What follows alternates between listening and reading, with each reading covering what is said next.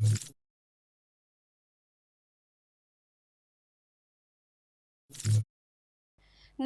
હું છું પ્રિયા અને તમે જોઈ રહ્યા છો જનતા કી જાણકારી ન્યૂઝ। નજર કરીએ આજના સમાચાર। ઉપલેટામાં મામલતદાર કચેરી ખાતે ખેતી કામ કરતા ભાગ્યા કામદારોને અતિવૃષ્ટિના વળતરની અને અન્ય સમસ્યાઓને લઈ આવેદનપત્ર આપી સરકાર સમક્ષ રજૂઆત કરાઈ। સમગ્ર સૌરાષ્ટ્ર ઝોનમાં ગત વર્ષે અતિવૃષ્ટિ થવાના કારણે તમામ ગામોમાં ખેતી કામ કરતા ભાગ્યા કામદારોને અતિભારે નુકસાની થયેલ છે। પાક નુકસાનીની અંદર ગુજરાત સરકારશ્રી દ્વારા જે રાહત પેકેજ આપવામાં આવેલ છે તે ભાગ્યાઓને વિધિવત રીતે મળેલ નથી। વાર્ષિક પૈસા આપીને ખેતી કરતા ખેતમજૂરોને ખેતીના માલિકોને વાર્ષિક નિયુક્ત કરેલા પૈસા ચૂકવવા પડતા હોય છે, પરંતુ ગત વર્ષે અતિવૃષ્ટિ થવાના કારણે પાકમાં ખૂબ જ નુકસાની થયેલ છે અને તેવા ખેતી કરતા ખેતમજૂરોને પાકની ઉપજમાં નુકસાની થયેલ છે, જેના કારણે તે વાર્ષિક ખર્ચ ખેતરોના માલિકોને ચૂકવી શકે તેવી પરિસ્થિતિમાં રહેલ નથી। તેમને પણ અતિવૃષ્ટિ થવાના કારણે વાર્ષિક ખેતી કરતા ખેતમજૂરોને વાર્ષિક નુકસાનીનું વળતર સરકાર દ્વારા મળે તો નુકસાનીના પૈસા ચૂકવી શકે।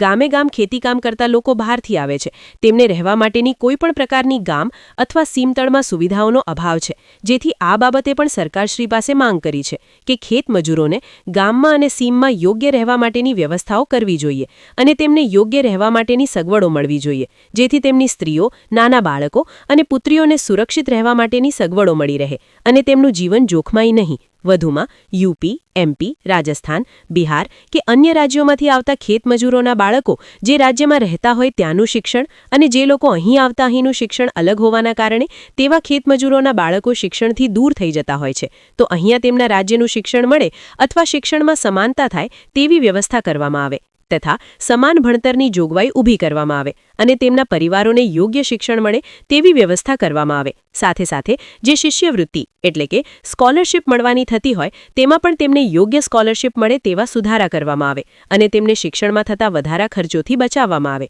તેવી પણ માંગ કરી છે।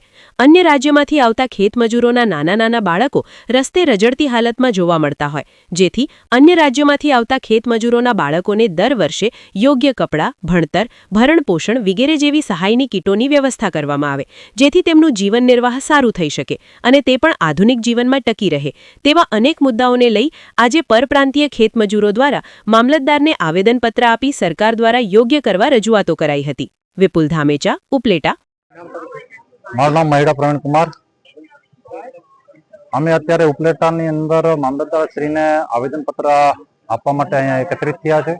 અમારા મુદ્દા એ છે કે જે ખેતની અંદર કામ કરતા અમારા રોજંદારો, કામદારો અને ભાગ્યાઓ છે એમને જે અતિવૃષ્ટિને કારણે જે મુઆવજો મળવો જોઈએ મળેલ નથી, એટલે અમે સરકારને અમારી ઉપસ્થિતિ દર્શાવી છે કે તમે અમારા વિશે તમે વિચારો। બીજા નંબરની અંદર કે જે પૈસા દઈને જે ભાગ્યો રાખતા હોય એને બી વળતર કંઈ મળ્યું નથી, તો એને બી વળતર મળે એના માટેની માંગ છે। આગળ એક મુદ્દા એવા છે કે જે બહારના રાજ્યોથી આવેલા જે લોકો છે એના બાળકોના શિક્ષણ માટે વ્યવસ્થા પૂરી નથી। એ ત્યાં ભણતા હોય એ અલગ લેંગ્વેજ છે, અહીંયા ભણે અલગ લેંગ્વેજ, તો એનો બી સુધાર કરવામાં આવે અને રહેવાની વ્યવસ્થાની અંદર બી કંઈ ધ્યાન દેવામાં આવે, એ પણ વ્યવસ્થા નથી। એવી જ રીતના આ લોકોને જે સસ્તા અનાજ છે એ બી મળતા નથી, એ ત્યાંથી એને અહીંયા બી મળે અને આ લોકોનું ભરણ પોષણ ચાલવા રાખે। આ કોઈ પર્ટિક્યુલર કોઈ ખેડૂત સાથેની સંઘર્ષ નથી, આ પોતાને જે શોષણ થઈ રહ્યું છે એની અંદરનો સંઘર્ષ છે અને સંઘર્ષની અવાજ ઉઠાવવો એ અમારો અધિકાર છે। જય